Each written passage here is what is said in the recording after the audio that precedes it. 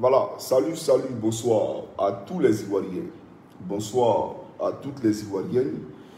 Bonsoir également à tous les Africains. Et j'aimerais ici saluer tous les camarades et sympathisants du MPA.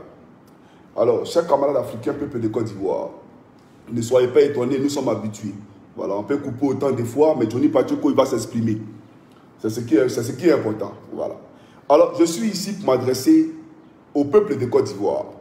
Et je vais m'adresser à ceux qui ne veulent pas la paix dans ce pays-là. Voilà. Parce que autant nous avons un dénominateur commun. La Côte d'Ivoire, c'est notre bien commun à tous. Et nous avons des parents qui vivent en Côte d'Ivoire ici. Et les balles là ne trient personne. Vous comprenez? Les balles n'ont pas de couleur, les balles n'ont pas de parti politique, les balles n'ont pas d'ethnie. Donc on a pour devoir, pour obligation morale, de préserver la paix et la tranquillité ici en Côte d'Ivoire. Voilà pourquoi il prend la parole. Il prend la parole ce soir parce que quand j'écoute certains de mes frères ivoiriens qui se font appeler activistes politiques, mais il ne faut que souhaiter la guerre dans leur propre pays. Il ne faut qu'appeler à la guerre dans leur propre pays. Aujourd'hui, on attaque le général de la gendarmerie nationale, le général Apalou. On ne fait que l'attaquer. Matin, midi, soir, on l'attaque. Mais vous pensez que c'est ça là qui va distraire quelqu'un ici en Côte d'Ivoire? C'est ça là qui va distraire quelqu'un ici en Côte d'Ivoire. J'aimerais vous dire une seule chose. Votre Christ Yapi lui-même, moi, Johnny Pacheco, je le connais. Voilà, mais ça, c'est nous. J'avais annoncé ça la dernière fois. J'avais annoncé ça la dernière fois. Voilà, je ne connais pas lui physiquement, mais celui qui est derrière là, je le connais. Et je sais de quoi il parle. Celui qui est derrière lui là, je le connais. Donc, vous n'allez pas créer un désordre dans l'armée. L'armée ivoirienne, elle est trop républicaine. Elle est trop professionnelle. La gendarmerie, surtout, là, c'est un corps d'élite. Pour rentrer à la gendarmerie, là, il faut avoir au minimum BPC. Au minimum BPC. Sinon, il y a des gens qui rentrent à la gendarmerie, elle le bac, elle le BTS. Même elle a la licence, ils rentrent à la gendarmerie. Donc, ce n'est pas des ignares. Donc, on ne va pas venir ici penser que, non, parce qu'on veut assouvir ses désirs vaseux, on va créer des tensions de façon à ce que l'armée se soulève en Côte d'Ivoire. Jamais l'armée va se lever. Pour faire quoi? L'armée va se lever à cause de qui? Pour que toi, Guillaume Soro, tu viennes t'asseoir au pouvoir. Tu es sérieux? Moi, j'ai toujours dit, sortons de la démagogie, sortons de la passion. Mettons Soro Guillaume, mettons Alassane Ouattara. Est-ce qu'ils sont pareils? Au plan de vie intellectuel, ils ne sont pas pareils. Ce n'est pas son camarade. Ouattara, ce n'est pas camarade de Guillaume Soro. Laissons même l'amusement, laissons les petites amitiés, laissons tout ça. Est-ce que Ouattara, là, c'est le camarade de Guillaume Soro? Non, ce n'est pas son camarade. Ce n'est pas son camarade. Et ce n'est pas une histoire de dire, il faut quitter, tu es vieux. Non. Je vous dis et je le répète ici. En politique, là, Gbagbo vous a dit, lorsqu'il a accordé sa première interview à TV5, France 24, il vous a dit que lui, là, il ne va pas à la retraite. En politique, il n'y a pas de retraite. Il n'est pas question de dire, laissez la place à la nouvelle génération. Si la nouvelle génération pense qu'elle est suffisamment aguerrie, forte pour aller arracher le pouvoir, mais c'est simple, aller convaincre les gens dans les urnes, et puis faire comme Kakabé. Kakabé, là, il dit, il est un candidat. Il a soumis son projet, il n'a pas été élu. Mais s'il avait été élu, aujourd'hui, on aurait un jeune de la nouvelle génération, comme vous qualifiez, à la tête de la Côte d'Ivoire. Ce n'est pas venir dire à quelqu'un qui quitte là hier m'asseoir. Je suis désolé. C'est comme ton papa, ton père. Tu dis à ton papa, mais il faut mourir maintenant, tu as mis dans ton héritage. Tant que ton père vit là, tu n'as pas droit à son héritage. Tant que ton père il est en vie, tu ne peux pas parler d'héritage. Même s'il a 100 ans, tu as dit, mais tu es vieux maintenant, mais il faut mourir après l'héritage. Non. Chers amis, il faut qu'on soit sérieux. Alors, arrêtez cette propagande. Je vois des vidéos, on appelle à la guerre, non, on compare Alpha Condé au président Ouattara. Soyons sérieux. Soyons sérieux. Votre Guillaume Soro lui-même, s'il est vraiment intellectuel, s'il est vraiment honnête, Guillaume Soro, mais la Côte d'Ivoire a un match selon des principes. Et notre droit le plus fondamental, le plus précieux à tous là, c'est notre droit à la liberté. Et ce qui nous préserve dans cette liberté-là, c'est la constitution ivoirienne. On est d'accord ou pas? Alors, cette constitution-là qui est notre garant, qui pérennise nos vies ici en Côte d'Ivoire, cette constitution-là, avant qu'elle ne soit changée, Guillaume Soro, mais vous étiez à la tête de l'Assemblée nationale. Le président Ouattara ne s'est pas levé un matin parce qu'il était content, puis il a dit, écoutez, je change la constitution. Non, pas du tout. Le président Ouattara est allé d'abord à l'Assemblée nationale. Il allait te trouver à l'Assemblée nationale. Tous les députés étaient réunis. Le président a présenté son projet de loi. Libre libre aux députés d'accepter ou de ne pas accepter. C'était aux députés d'accepter ou de ne pas accepter. Mais toi-même, quand tu as pris la parole, Guillaume Soro, tu as appelé les députés mais à accepter ce projet de loi. C'est vrai ou c'est faux? Je ne suis pas venu avec mon ordinateur, malheureusement. Mais nous avons tous vu cette vidéo. Tu as appelé tous les députés à accepter ce projet de loi. Le président Ouattara était assis à tes côtés. Et tu as même fait les éloges du président de la République. N'est-ce pas? Alors, quand vous finissez ça et que le projet est adopté devant les députés, par les députés, on envoie ça maintenant devant le peuple. Et c'est ce qu'on appelle un référendum. Le peuple là, il a choisi. Le peuple a accepté. Le président Ouattara, ce n'est pas un anarchiste. Ce n'est pas quelqu'un qui vit dans la jungle. Les choses se sont faites dans les règles de l'art. Les choses se sont faites dans les normes. Et vous parlez de troisième mandat. De quoi tu parles? Est-ce qu'on est d'accord qu'il y a une troisième république? Si on est d'accord qu'il y a une troisième république, on ne parle pas de troisième mandat, on parle de premier mandat de la troisième république. C'est de ça qu'il s'agit. Si Kakabe avait été élu, il serait le premier président de la troisième république. Quand Laurent Gbagbo a été élu en 2000, il était le quatrième président. Il était le premier président de la deuxième république. C'est ça qu'il a dit. Alors, je ne sais pas de quoi on parle. Je ne sais pas de quoi on parle. Et vous voulez forcément créer le chaos en Côte d'Ivoire. Parce que les gens ne comprennent pas trop la chose politique. Donc on veut créer le flou. Non, Ouattara a fait 3 mandats. Ouattara a fait 3 mandats. Si tu ne voulais pas que le président Ouattara soit là, quand il est arrivé devant toi, il fallait dire, puisque toi tu dis, tu es libre de penser, tu es libre de tes opinions. Il fallait dire à la peuple de Côte d'Ivoire, moi je ne suis pas d'accord qu'on aura des troisième république. Mais tu n'as rien fait. Tu as laissé faire, tu as accepté. On allait au référendum. Ceux qui ont voulu boycotter ont boycotté. Mais ça fait partie du jeu. En 2000, quand Gbagbo Laurent s'est présenté à Guy Robert, le président Ouattara et le président Bédié n'étaient pas candidats du tout. Mais ça n'a pas empêché à Gbagbo Laurent de gouverner la Côte d'Ivoire. Est-ce que les partisans du RDA à l'époque ont dit non, on ne te reconnaît pas comme président parce qu'on n'a pas participé aux élections, parce que notre candidat n'était pas candidat? Non, il a gouverné parce que boycotter aussi fait partie du jeu démocratique. Boycotter aussi fait partie du jeu politique. Donc quand tu boycottes là, mais tu assumes les résultats. Donc il y a eu une troisième république, oui ou non? Si oui, de quoi on est en train de parler? Le reste, c'est du verbiage. Le reste, c'est du verbiage. On va enlever Ouattara, il va faire comme la Guinée. Toi, tu es ivoirien, tu es en diaspora, et puis tu souhaites la guerre dans ton pays. Tu es normal. Tu es sûr que tu es normal. Il faut qu'on soit sérieux. Pour qui? Pour Guillaume Soro. On va enlever Ouattara pour qui? Pour Guillaume Soro. Vous parlez de réforme de la Constitution. Mais Laurent Gbagbo lui-même, en 2010, Gbagbo était candidat. Si Gbagbo avait gagné en 2010, là, et on allait dire quoi? Ça allait faire son troisième mandat. Parce qu'en 2010, il n'y avait pas de changement de constitution. C'était la même constitution. Et cette constitution-là conférait à Gbagbo le droit de se présenter 2 fois. Mais Gbagbo s'est présenté 3 fois. Gbagbo en 2010 s'est représenté. En 2000, de 2000 à 2005, premier mandat. De 2005 à 2010, il n'a pas organisé l'élection, mais ça fait 2 mandats qu'il a fait. Il s'est présenté en 2010. S'il gagnait, mais ça allait faire 3 mandats. Alors que la constitution de l'époque, de la deuxième république, mais lui concédait le droit à seulement 2 mandats. Mais toi, Guillaume Soro, tu es premier ministre, non? Pourquoi tu n'as pas dit à Gbagbo que je ne suis pas d'accord que tu sois candidat? Voilà, dis à Gbagbo en 2010. Que je ne suis pas d'accord, tu ne dois pas être candidat. Soyons sérieux, les frères. Alors, je vais vous planter ici une vidéo de Gbagbo Laurent. Voilà. Ce qu'il a dit pendant la campagne de 2010, ce qu'il présageait de faire. Je vais vous présenter ici rapidement. Et après, je poursuis ma locution. Suivez cette vidéo-là.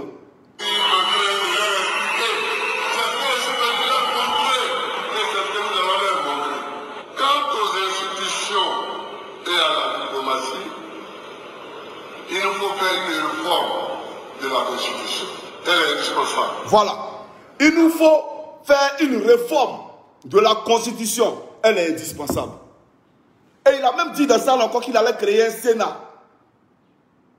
Vous, ceux qui disent le gore, qui disent oh, la création du Sénat, c'est budgétivore, c'est budgétivore, il n'y a pas l'argent, Ouattara prend l'argent pour aller créer le Sénat. Mais Gbagbo aussi a dit qu'il allait créer le Sénat. Mais quand c'est lui, là, vous ne parlez pas. Quand il a dit qu'il allait changer la Constitution, là, mais on allait parler de quelle république?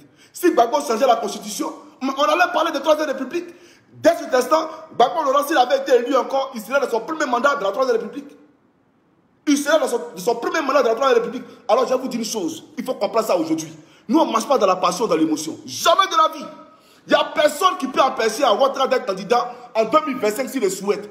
Mettez ça dans vos oreilles là. En 2025, s'il veut être candidat, il le sera. C'est quand vous voulez faire, venez faire peur à voir.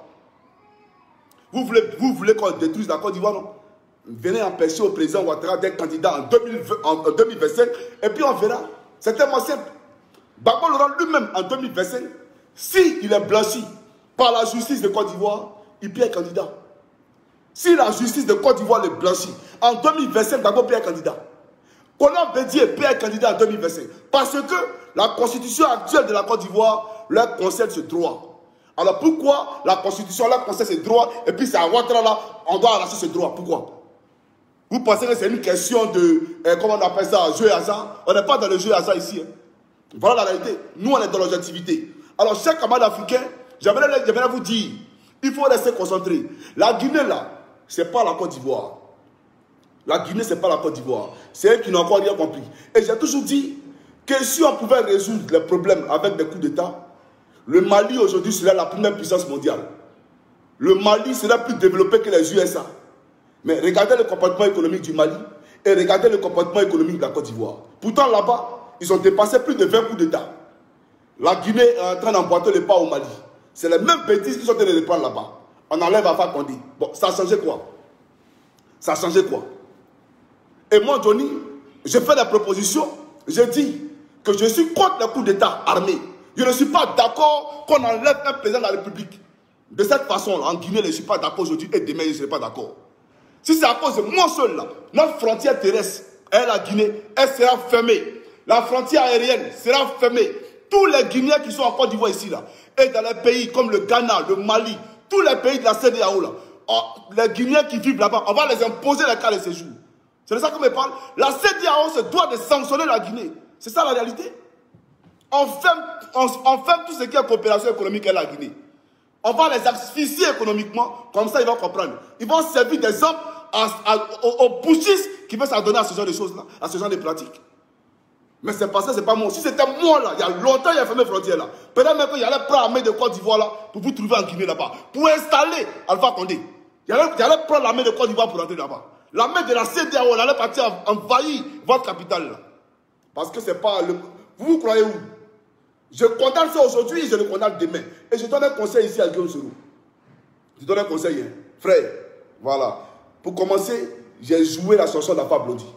Tout change, tout évolue. Seuls les imbéciles ne changent pas. Si tu es un imbécile, il faut nous dire. Si tu refuses de changer, on t'appelle imbécile. Parce que tout change, tout évolue. Seuls les imbéciles ne changent pas. Les Algériens égorgent les Algériens. Les Somaliens tuent les Somaliens. Donc on dit en somme que l'ennemi de l'Africain, c'est l'Africain lui-même. Donc pour solutionner les problèmes en Côte d'Ivoire ici, c'est enlever Ouattara par les armes. Tu es sûr que le vrai problème de la Côte d'Ivoire, c'est Ouattara? Selon qui va Guillaume. Toi, tu es sûr que tu aimes la Côte d'Ivoire? Toi, quand tu vas venir à la tête de la Côte d'Ivoire, tu peux faire quoi? Tu peux changer quoi? Si tu dis que tu es garçon, que tu es vraiment garçon, que tu aimes les Ivoiriens, il faut faire un petit tweet, un petit post pour dire armée française, 43e Bima, allez-vous-en, toi Guillaume Soro. Fais un petit tweet, un petit post. Il faut dire armée française, allez-vous-en. Si tu aimes vraiment la Côte d'Ivoire, tu ne peux pas le faire. Tu ne peux jamais le faire. Pas venir nous distraire ici. Toi, tu parles de quoi? Vous parlez de quoi? Le vrai problème là, c'est Ouattara. Ceux qui vous asphyxient là, vous ne les voyez pas, c'est Ouattara, vous voyez. Le monsieur, il ne sait pas. Malgré ça, là, il ne sait pas. Il vous donne tout ce que vous voyez aujourd'hui en Côte d'Ivoire ici. Ce n'est pas toi qui disais à Daloa que même si on le reconnaît, même si on n'aime pas le lièvre, il faut reconnaître qu'il court vite. C'est pas toi qui as dit ça. Parce que tu es émerveillé par ce que Ouattara a fait. Donc, nous on dit, comparé aux autres chefs d'État qui se sont succédés à la tête de notre pays, le président Ouattara est mieux. Il est mieux, frère. Donc, il ne faut pas nous distraire. Tu ne peux rien changer à la Côte d'Ivoire. Tu ne peux pas changer quoi que ce soit ici en Côte d'Ivoire. Fais un seul tweet. Il faut critiquer France CFA. Toi, Guillaume Soro, fais un seul tweet. Il faut critiquer France CFA. Fais un seul tweet. Parle de l'armée française. Tu ne peux pas le faire. Tu ne peux pas le faire. C'est Ouattara qui est venu. Et puis, la question des CFA, là, il y a eu un peu une amélioration. Il y a eu un débat dessus. Toi, tu as venu parler de quoi ici? Alors, chers amis, j'aimerais vous dire, les partisans de Ouattara ne sont pas les partisans d'Alpha Condé. La Côte d'Ivoire, ce n'est pas la Guinée. Comme la Côte d'Ivoire n'est pas le Mali. Et la Côte d'Ivoire n'est pas le Burkina. Il faut retenir ça. Nous, Ivoiriens, là, nous disons, nous avons nos enfants. À ces enfants-là, nous allons laisser des valeurs. On ne permettra jamais à des voyous de venir déstabiliser notre pays et traumatiser nos enfants ici en Côte d'Ivoire. On ne va pas le permettre. Voilà. Donc, un coup d'État là, ça appelle toujours un coup d'État. C'est l'autre qui va friquer.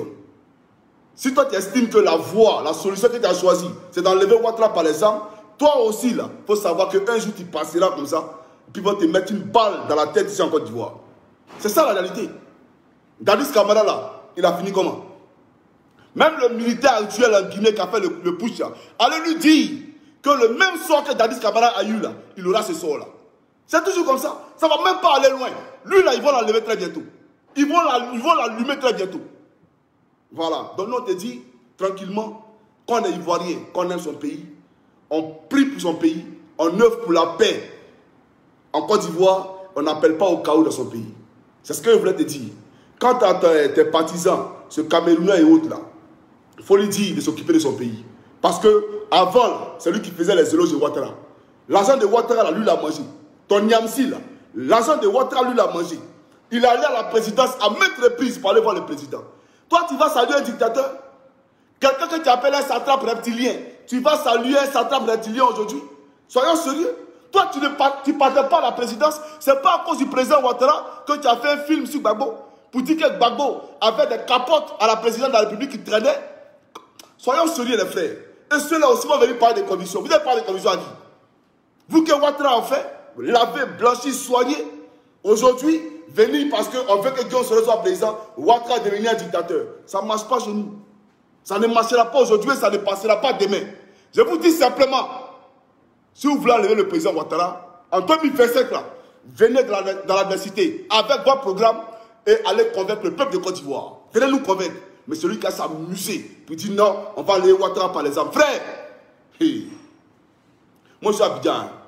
Voilà. Et je vous ai toujours dit, quand vous parlez, quand vous le menacez là, nous on vient toujours.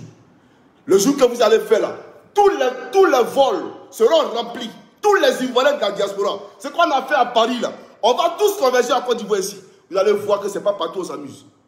Ce n'est pas partout où on s'amuse. Ouattara il est là, il fait beaucoup pour la Côte d'Ivoire et on les soutiendra aujourd'hui et on va les soutenir demain. Voilà. Donc Guillaume Soro, il faut aller étudier. Appelle le président Ouattara, il a beaucoup de relations. Il va t'inscrire en tout cas dans des grandes universités. Tu vas apprendre parce que tu connais bien. Voilà, tu connais bien. Le bateau ivoirien, si on te le donne, on va tout chavirer. Voilà. Si ce n'est pas les armes, tu vas venir au pouvoir comment? Parce qu'un Ivoirien lucide ne peut jamais te confier son destin. Un Ivoirien lucide ne peut jamais te confier son destin. C'est ça la réalité. Gbagbo lui-même, il a écrit dans son livre. Si ce n'est pas les armes là, toi tu allais quoi en Côte d'Ivoire? Il a écrit dans son livre. Gbagbo. Donc tout le monde te connaît ici en Côte d'Ivoire. Alors, il faut changer le discours. Toujours guerre, guerre. Pourtant, tes parents ils vivent ici. Tes parents sont ici. Tu parles de guerre tout le temps. Soyons sérieux. Alors, on est là. On souhaite bon vent au président de la République. Et on aimerait lui dire que les Ivoiriens le regardent. Les Ivoiriens lui font confiance. Il faut qu'ils le comprennent. Et on regrette même qu'il n'ait pas pris la Côte d'Ivoire après la mort du feu Boigny. Parce que s'il avait pris la Côte d'Ivoire après la mort du feu Boigny, on serait devant le Singapour aujourd'hui. Parce qu'à l'époque, quand Oufou était là, on avait 2 ponts. Le Singapour aussi avait 2 ponts. Mais il a fallu que Gbagbo et Bédié se succèdent dans la tête de la Côte d'Ivoire pour qu'on soit somalisé et qu'on descende aujourd'hui à la Somalie. C'est ça la réalité. Donc chaque camarade africain, on dit au président qu'on le soutient. En 2025, il peut être candidat parce qu'on a une constitution. Et la constitution de Côte d'Ivoire, dans la 3e République, donne le droit à Ouattara d'être candidat. S'il ne veut pas, c'est lui, en tout cas son souhait à lui. Mais s'il veut se présenter, il n'y a personne qui peut empêcher cela. Il faut noter ça. C'est moi qui vous dis ça. Il faut noter ça aujourd'hui. Soyons sérieux. Alors, c'était le camarade Johnny Pacheco Antonio. Voilà, je ne suis pas totalement rétabli, mais c'est pour vous donner des conseils. Voilà, à ceux qui appellent à la guerre. Si tu es trop fâché, toi qui fais ta vidéo, saute dans l'avion, descends à l'aéroport, fais-le sur Feu Boigny, prends ta calache, va enlever Ouattara. C'est simple. Vous faites des vidéos, vous salissez les généraux de l'armée. Voilà, parce que l'objectif aujourd'hui, c'est quoi? Quand on attaque à Palo, on souhaite que Ouattara enlève à Palo. Parce que vous avez peur à Palo. Vous savez que c'est un garçon. Vous savez très bien que c'est un guerrier. Ah oui, il n'y a pas un gendarme qui n'a pas peur de lui là. C'est un guerrier.